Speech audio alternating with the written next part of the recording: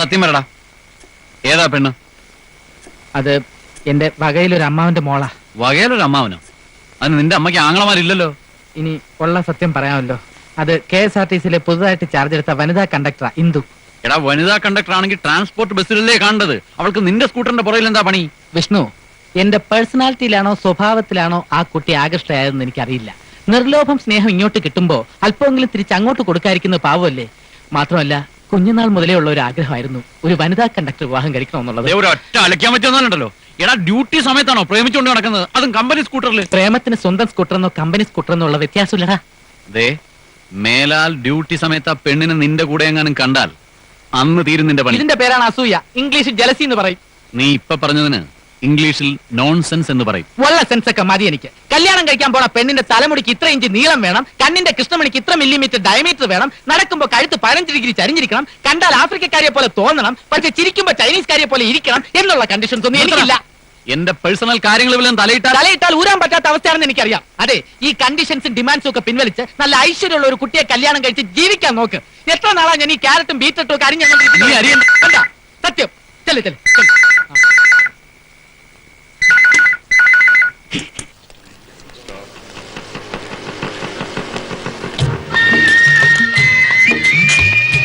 കൃഷ്ണൻകുട്ടിയോ? മാഷെന്താ ഇവിടെ? ലതികയ്ക്ക് ഇവിടെ സ്റ്റെനോഗ്രാഫർ ആയിട്ട് ജോലി കിട്ടി. അതെയോ? താനിവിടെ? ഞാനും ഇവിടെ തന്നെയല്ലേ ജോലി ചെയ്യുന്നത്. വലിയ അനുഗ്രഹമായി. പരിചയമുള്ള ആരെങ്കിലും ഉണ്ടാവണേ ഭഗവാനെ എന്ന് ഈശ്വരനോട് പ്രാർത്ഥിച്ചുകൊണ്ടാണ് ഞാൻ വന്നത്. അല്ല, ഞാൻ ഉച്ചവരെ ഓഫീസിലുണ്ടായിരുന്നല്ലോ. നിങ്ങൾ എപ്പോഴാ വന്നത്? ഒന്നും പറയണ്ട എന്റെ കൃഷ്ണൻകുട്ടി. വഴിക്കുള്ള ഈ ട്രാഫിക് ബ്ലോക്ക് കാരണം 4 മണിക്കൂർ വൈകിയ ബസ് ഇവിടെ വന്നത്. ഇന്ന് ജോയിൻ ചെയ്യാൻ പറ്റുമെന്നുള്ള കാര്യം സംശയമായിരുന്നു. പക്ഷെ ആ സൂപ്രണ്ട് ഉണ്ടല്ലോ, വളരെ നല്ലൊരു മനുഷ്യൻ. അദ്ദേഹം പറഞ്ഞു ഇന്നത്തെ ഡേറ്റ് ഇട്ട് ജോയിൻ ചെയ്തോളൂ എന്ന്. അല്ലെങ്കിലും ദയാനന്ദ സാർ ആള് വളരെ നല്ലവനാ. റീജിയണൽ മാനേജർ ഇന്ന് ലീവ് ആയത് നിങ്ങളുടെ നല്ല കാലം. അല്ലെങ്കിൽ ലേറ്റ് ആയിട്ട് ജോയിൻ ചെയ്തതിന് ഇന്ന് തന്നെ മെമ്മോ അടിച്ച് കൈ തന്നേനെ. ദൈവാധീനം. അല്ല, ഇപ്പൊ ഇനിയിപ്പോ ഇവക്ക് താമസിക്കാനൊരു സൗകര്യം ഉണ്ടാക്കണമല്ലോ. ഒരുമാതിരിയുള്ള എല്ലാ ഹോസ്റ്റലുകളിലും സൂപ്രണ്ട് സാർ വിളിച്ചു ചോദിച്ചു. ഒരു സ്ഥലത്തും വേക്കൻസി ഇല്ല. വഴിയുണ്ടാക്കാം. മേറ്റൻ പുറത്തു പോയിരിക്ക.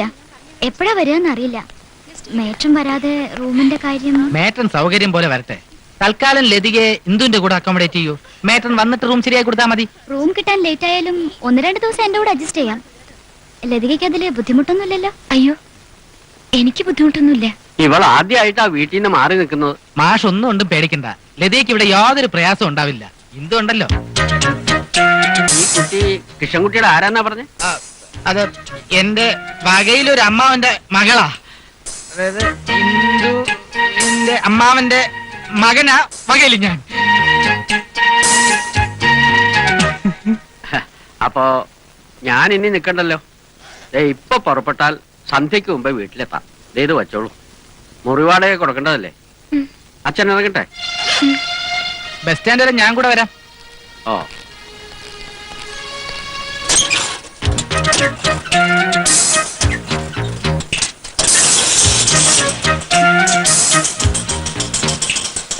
എന്താ എന്താ? അല്ല, ബസിന്റെ ടിക്കറ്റ് വേണമെങ്കിൽ ഇവിടുന്ന് ഫോൺ ചെയ്ത് ബുക്ക് ചെയ്ത് തരാമെന്ന്. KSRTC അല്ലേ? അയ്യോ, അതിനും കൂടെ ആ കുട്ടിയെ ബുദ്ധിമുട്ടിക്കണേ. അതാ ഞാനും പറഞ്ഞോണ്ടിരുന്നത്. ആ, കേറ കേറ.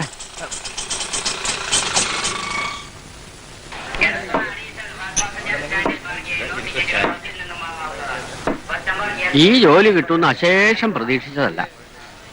എത്ര ഇടത്ത അപേക്ഷകൾ അയച്ചത്. ഇന്റർവ്യൂവിന് നടന്ന് വയ്യാതായി. താൽക്കാലികമാണെങ്കിലും പിന്നീട് സ്ഥിരപ്പെടുത്തുമായിരിക്കും അല്ലേ? ഇപ്പൊ ഒന്നും പറയാൻ പറ്റില്ല. പ്രൈവറ്റ് കമ്പനി അല്ലേ, എല്ലാം മാനേജ്മെന്റിന്റെ കയ്യിലായിരിക്കുന്നത്. പിന്നെ ലതികയുടെ അമ്മയ്ക്ക് അസുഖം എങ്ങനെയുണ്ട്? അവള് പോയി 3 കൊല്ലായി. വേദന സഹിച്ച് ഇങ്ങനെ കിടക്കുന്നത് ഭേദം അതല്ലേ? ലതികയ്ക്ക് ഇപ്പൊ ഒരു ജോലി കിട്ടിയത് ഒരാശ്വാസമായി. കാര്യങ്ങളൊക്കെ മുമ്പോട്ട് നീങ്ങുന്നത് വലിയ വെത്തപ്പാടില്ല. എന്റെ ഒരാളുടെ പെൻഷൻ കൊണ്ട് എന്താവാനാടോ? വിവാഹപ്രായമായി നിൽക്കുന്ന 3 പെൺപിള്ളേരാ. പല സ്ഥലത്തുനിന്നും ലതികയ്ക്ക് വിവാഹാലോചനകൾ വരുന്നുണ്ട്. പക്ഷെ ജാതകം കൊണ്ടൊന്നും യോജിക്കുന്നില്ല. ചൊവ്വാദോഷമുള്ള ജാതകമാണേ. ഈ അടുത്ത അവസരത്തിൽ ഒറ്റപ്പാലത്തുനിന്ന് ഒരു ആലോചന ഉണ്ട്. ജാതകവും യോജിക്കും.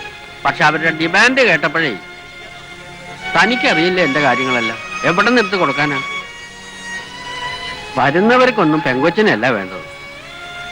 ഓരോന്ന് ആലോചിക്കുമ്പോ ഒരു രൂപവും കിട്ടുന്നില്ല. എനിക്ക് എന്തെങ്കിലും സംഭവിച്ചു പോയാൽ ആവശ്യമില്ലാത്തതൊക്കെ ആലോചിച്ച് മാഷ് മനസ്സ് വിഷമിപ്പിക്കരുത്. എല്ലാം ശരിയാവും. മാഷെ ദാ ബസ് വന്നിട്ടുണ്ട്. ആ പാലക്കാടനല്ലേ? ആ വേങ്ങര സർ, പാലക്കാട്ടേക്കുള്ളതല്ലേ? ആ അതെ ആ കേറിക്കോളൂ. ആ ഉള്ളോട്ട് നിന്നേ. ലതികയോട് കത്തയക്കാൻ പറയാൻ മറക്കരുത്. ആ. ഒറ്റയ്ക്ക് ജീവിച്ച ശീലമില്ലാത്തൊരു പെണ്ണാണ്. ഒന്ന് ശരി. സൂക്ഷിച്ചോളാം.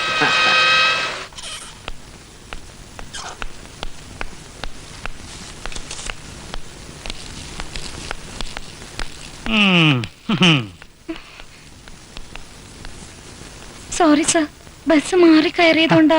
എന്നൊക്കെ പറഞ്ഞാൽ എനിക്ക് മനസ്സിലാവും. എനിക്കും സ്ഥിരമായിട്ട് പറ്റാറുള്ള അബദ്ധമാ. പ്രശ്നം അതല്ല, കുട്ടി വന്നില്ലേ എന്ന് റീജിയണൽ മാനേജർ 3ാമത്തെ പ്രാവശ്യം ചോദിച്ചിട്ട് ഇപ്പൊ ഫോൺ താഴെ വെച്ചിട്ടേ ഉള്ളൂ. അയ്യോ, ആ ഇന്നലെ പരിചയപ്പെട്ടില്ലല്ലോ. ഏതായാലും അകത്തി എന്ന് കണ്ട് ഒരു ഗംഭീരൻ സോറി പറഞ്ഞിട്ട് പോയി. അയ്യോ സർ. പേടിക്കണ്ട, ചെല്ല്.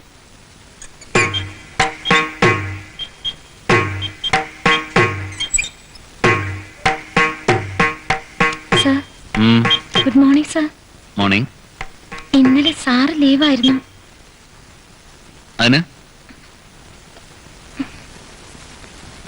സർ, ഞാൻ ഇന്നലെ പുതിയതായിട്ട് ജോയിൻ ചെയ്ത സ്റ്റെനോഗ്രാഫറാണ്. അതുകൊണ്ട് ഇന്ന് ലേറ്റ് ആയിട്ട് വരണമെന്നുണ്ടോ? അല്ല സർ, ഞാൻ ലേറ്റ് ആവാൻ കാരണം. See, I don't want to hear any explanations.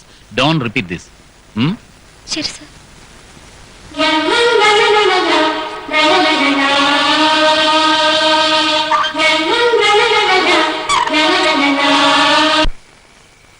ദാ നോക്ക്, നല്ല കിളി പോലത്തെ കുട്ടികളാ. പല പല ബ്രോക്കർമാരിൽ നിന്ന് ഞാൻ തപ്പിയെടുത്തതാ. ഇതില് എന്റെ എല്ലാ കണ്ടീഷൻസും ഓക്കെ ആയിട്ടുള്ള കേസുകൾ എത്ര ഉണ്ട് അത് പറ. അതിപ്പോ പറയാൻ പറ്റില്ല. കാരണം കുട്ടിയെ ഇഷ്ടപ്പെട്ടെങ്കിൽ മാത്രമല്ലേ അതൊക്കെ അന്വേഷിക്കേണ്ട കാര്യമുള്ളൂ. ദാ ഇത് നോക്ക്, എന്തൊരു സൗന്ദര്യം. വല്ല സിനിമാക്കാരും കണ്ട അപ്പ തപ്പിക്കൊണ്ടുപോകും. ശരിയാ, പ്രേതമായിട്ട് അഭിനയിക്കാൻ പറ്റിയ മുഖം. ദാ ഇത് നോക്ക്, ഈ കുട്ടിയുടെ ശരീരം കണ്ടാൽ തന്നെ അറിയാം ഇതിന് നല്ലതുപോലെ കുക്കിംഗ് അറിയാമായിരിക്കുമെന്ന്. ദാ ഇത് കണ്ടോ, വയലേലകളുടെ പശ്ചാത്തലത്തിൽ ഒരു ശാലീന സൗന്ദര്യം. വയലേലകളുടെ ശാലീന സൗന്ദര്യത്തിന്റെ പശ്ചാത്തലത്തിൽ ചുരിദാറിട്ടൊരു കരിങ്കുരങ്ങെന്ന് പറയുന്നതായിരിക്കും കുറച്ചുകൂടെ ശരി. വിഷ്ണു, അതെ, എന്നെ ഇങ്ങനെ ടൂറിന് മാത്രമാണ് നിന്റെ ഉദ്ദേശമെങ്കിൽ നമുക്ക് ഈ പരിപാടി ഇവിടെ വെച്ച് അവസാനിപ്പിക്കാം. അതാ നല്ലത്. എടാ, ഒരു പെണ്ണിനെ നിനക്ക് ഇഷ്ടപ്പെട്ടില്ലെങ്കിൽ പിന്നെ ഈ ശാലീന സൗന്ദര്യം കൊണ്ട് നീ ഉദ്ദേശിക്കുന്നത് എന്താണെന്ന് പറ. അതീ എന്താ നിന്റെ നാവ് ഇറങ്ങിപ്പോയോ? അല്ല, ഈ ശാലീന അതങ്ങനെ എക്സ്പ്രസ് ചെയ്യാനൊന്നും പറ്റില്ല. വേണമെങ്കിൽ എക്സാമ്പിൾ പറയാം. നമ്മുടെ ഓഫീസിൽ പുതുതായി ജോയിൻ ചെയ്ത സ്റ്റെനോ ഇല്ലേ? ലതിക. അതുപോലത്തെ ഒരു ശാലീന, നിഷ്കളങ്ക, ഗ്രാമീണ സൗന്ദര്യം. എക്സാക്ട്ലി.